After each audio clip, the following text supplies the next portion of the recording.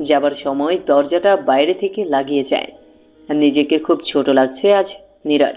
কিভাবে সমাজের কাছে মুখ দেখাবে, কিভাবে বাবা মায়ের মুখের সামনে দাঁড়াবে, কিভাবে বড় ভাইয়ার সামনে দাঁড়াবে, কিভাবে ক্লাসে যাবে, ভাবতে ভাবতে ফুপিয়ে কাঁদে অনেকক্ষণ। না, এই জীবন আর রেখে কি হবে? আমাকে ক্ষমা করে দিও আল্লাহ।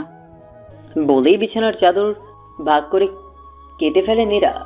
পাশের বক্সে থাকা কেচি দিয়ে সেগুলোকে বেঁধে পেঁচিয়ে নেয় আর ফ্যানের সাথে ফাঁস রেডি করে তাতে ঝুলে পড়ে নীরা। আবির খাবার নিয়ে এসে দরজা খুলেই চিৎকার করে খাটে উঠে মেয়েটিকে জড়িয়ে ধরে। ফাঁস থেকে মুক্ত করে মেয়েটিকে বিছানায় শুইয়ে দেয়। মেয়েটার মাথায় মাথা দিয়ে বলে, প্লিজ মাফ করে দাও, আর এমন করবে না কখনো। আবিরের চোখের পানি মেয়েটার মুখে পড়ছে। আবির উঠে বসে বলে, খাবার এনেছি, প্লিজ খাবে। আপনার হাতে খাবার খাওয়ার